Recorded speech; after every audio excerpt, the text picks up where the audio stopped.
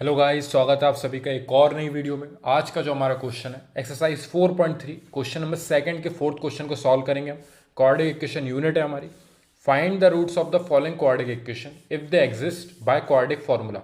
Quadratic formula की help से हमें रूट्स फाइंड करने हैं, यानी एक्स की दोनों वैल्यूज को फाइंड करनी है।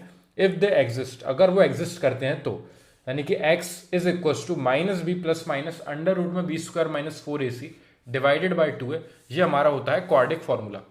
इस क्वाड्रेटिक फार्मूले की हेल्प से हमें इस इक्वेशन को सॉल्व करके दोनों वैल्यूज फाइंड करनी है, अगर वो एग्जिस्ट करती हैं तो।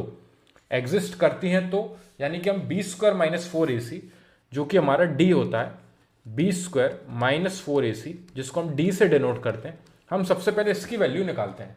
अगर ये d हमारा नेगेटिव आता है, यानी कि हमारे रूट्स जो हैं एग्जिस्ट नहीं करते हैं, यानी कि नो रियल रूट्स, यानी कि इसके आगे आपको क्वेश्चन को और सॉल्व नहीं करना है, डायरेक्टली नीचे लिखोगे आप नो रियल रूट्स और क्वेश्चन एंड करके आ जाओगे। लेकिन अगर d की वैल्यू आपकी पॉजिटिव या जीरो आती है तो आपको क्वेश्चन को और सॉल्व करना है, यानी कि आपके रियल रूट्स होंगे। ये d की वैल्यू नेगेटिव आने की वजह से नो रियल रूट्स क्यों हो जाते हैं? क्योंकि d यानी कि बी स्क्वायर माइनस 4ac, अगर ये नेगेटिव आ रही है वैल्यू, यानी कि रूट के अंदर नेगेटिव कोई भी वैल्यू आएगी, ये हम 11th क्लास में सॉल्व करना सीखते हैं। ये हमारे इमेजिनरी नंबर्स होते हैं, ये रियल नंबर्स नहीं होते हैं। रूट के अंदर नेगेटिव साइन इमेजिनरी नंबर्स कहलाता है। तो वो 11th क्लास का पार्ट है। अभी हमें 10th क्लास में इसको सीखने नहीं मिलेगा, ना ही हमें सॉल्व करने मिलेगा। वो चीज़ 11th क्लास में आती है जब आप मैथ सब्जेक्ट चूज करते हो। तो जब भी आपको d यानी कि नेगेटिव मिले, यानी कि बी स्क्वायर माइनस 4ac की वैल्यू आपकी नेगेटिव आ रही है, तो आप नो रियल रूट्स लिख के क्वेश्चन को वहीं एंड कर दोगे। लेकिन आप उससे पहले एक बार क्रॉस चेक कर लेना कि गलती से आपकी कैलकुलेशन में कोई गलती तो नहीं हुई जिसकी वजह से आपकी d की वैल्यू नेगेटिव आ गई हो। तो क्वेश्चन में हम आगे बढ़ते हैं। क्वेश्चन हमेशा हमारा ax square plus B x plus C is equal to 0 के फॉर्मेट में होता है, जिसके हिसाब से हमारी a की वैल्यू प्लस की 2 हो गई, b हमारा x के आगे कोई भी न्यूमेरिकल वैल्यू नहीं है, यानी कि 1 है, यानी कि b की वैल्यू हमारी प्लस 1 हुई और c की वैल्यू हुई हमारी प्लस का 4। देखिए साइन के साथ लिखना जरूरी है। यहां पे तो अभी तीनों पॉजिटिव थे इसलिए कोई दिक्कत नहीं आई। अगर कोई भी एक वैल्यू भी नेगेटिव होती तो आपको माइनस साइन लगाना पड़ता। तो वो a b और c आपको अगर -4 होता तो -4 ही रखते हम c की जगह पे। ठीक है, अब हम क्वेश्चन में आगे बढ़ते हैं। पहले हम d की वैल्यू फाइंड कर लेते हैं। d जो कि हमारा होता है बी स्क्वायर माइनस 4ac, क्योंकि अगर इसकी वैल्यू नेगेटिव आ जाती है तो हम क्वेश्चन में फालतू और कैलकुलेशन करके और सॉल्व करके टाइम वेस्ट नहीं करेंगे। डायरेक्टली नो रियल रूट्स लिख के हम क्वेश्चन को एंड कर देंगे, क्योंकि उसके आगे वो सॉल्व होगा ही नहीं।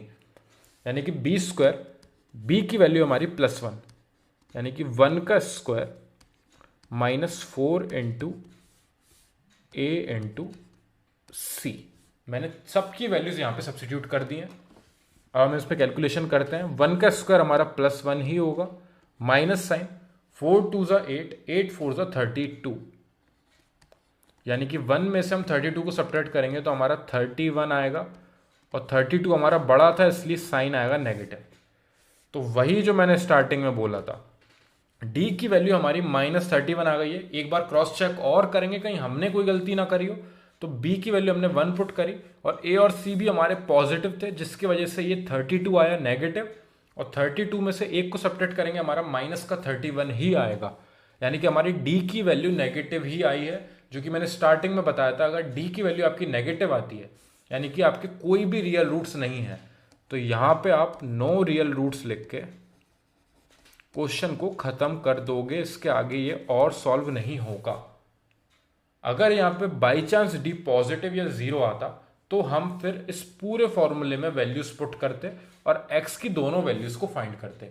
अभी यहां से x की दोनों वैल्यूज फाइंड नहीं हो सकती हैं, इसलिए क्वेश्चन को हम नो रियल रूट्स लिख के एंड कर देंगे। एक बार हम क्वेश्चन को देखते हैं। क्वेश्चन था हमारा 2x square plus X plus 4 is equal to 0। ये हमारी इक्वेशन थी। क्वाड्रेटिक इक्वेशन को सॉल्व करना था। अगर वो एग्जिस्ट करते हैं उनके रूट्स तो फाइंड करने हैं क्वाड्रेटिक फॉर्मूले की हेल्प से। क्वाड्रेटिक फॉर्मूला हमारा x is equal to -b plus minus under root में b square minus 4ac divided by 2 है। ये काफ़ी जल्दी याद हो जाता है। ये इकलौती एक टफ चीज़ है जो हमें याद करनी पड़ती है। इस पूरी यूनिट में, क्योंकि इसके अलावा जो बाकी मेथड्स हैं वो लॉजिकल हैं, उन्हें हमें समझना पड़ता है, उसमें बस लॉजिक लगता है कि स्टेप बाय स्टेप किस तरीके से हम आगे बढ़े हैं। इसमें हमारी शुरुआत ही इस फॉर्मूले से होती है, तो आपको ये दिमाग में बना के रखना पड़ता है फॉर्मूला, क्योंकि इसका डेरिवेशन मैंने सॉल्व इसलिए नहीं करवाया क्योंकि बहुत हार्ड है और फालतू उस डेरिवेशन को सॉल्व करके उसको समझने की कोई ज़रूरत नहीं है। डायरेक्टली हम इस फॉर्मूले को याद रखेंगे दिमाग में, ताकि बाई चांस अगर वहाँ पे आता है कि आपको क्वाड्रेटिक फॉर्मूले से सॉल्व करना है तो आप इस फॉर्मूले को डायरेक्टली यूज़ करें। वरना मैक्सिमम हम फैक्टराइजेशन मेथड यूज़ करते हैं, जिसमें हम मिडिल टर्म को स्प्लिट करके क्वेश्चंस को सॉल्व करते हैं। और एक हमने सीखा था कंप्लीटिंग द स्क्वायर मेथड, वो काफ़ी हार्ड होता है, लेकिन अगर क्वेश्चन में लिखा आ जाए कि आपको कंप्लीटिंग द स्क्वायर मेथड से सॉल्व करना है तो हमें उस क्वेश्चन को फिर उसी मेथड से सॉल्व करना पड़ता है। नहीं तो हम बाकी या तो क्वाड्रेटिक फॉर्मूला यूज़ करते हैं या फिर फैक्टराइजेशन मेथड यूज़ करते हैं, और ये दोनों ही सिंपल हैं। अगर आपको ये फॉर्मूला याद है तो आपको सिर्फ ए बी और सी की वैल्यूज पुट करनी है, तो आपकी एक्स की वैल्यू डायरेक्टली कितनी आसानी से निकल आएगी। तो अब इस क्वेश्चन में हमने a x square plus B x plus C is equal to 0 के फॉर्मेट में हमेशा इक्वेशन होनी चाहिए, तो हमने उस वे में देखा कि हाँ इक्वेशन हमारी उसी वे में अरेंज्ड है। तो फिर हमने ए बी और सी की वैल्यूज यहाँ पे लिखी नीचे, ए हमारा प्लस का 2, बी हमारा प्लस का 1, सी हमारा प्लस का 4। तो हमने स्टार्टिंग में डी निकाला, डी हमारा होता है बी स्क्वायर माइनस 4ac, क्योंकि ये जो रूट के अंदर वैल्यू है अगर ये ही नेगेटिव आ जाती है तो हमें क्वेश्चन को और आगे सॉल्व नहीं करना पड़ेगा। तो हमने बी की जगह पे +1 रखा, ए और सी हमारे 2 और 4 थे, उन्हें सब्सिट्यूट करी वैल्यूज को, 1 माइनस 32 यानी माइनस का 31 आया हमारा डी, यानी कि नेगेटिव वैल्यू रूट के अंदर, यानी कि क्वेश्चन को हम और आगे सॉल्व नहीं कर सकते। नो रियल रूट्स लिख के हम इस क्वेश्चन को यहाँ पे कर देंगे खत्म।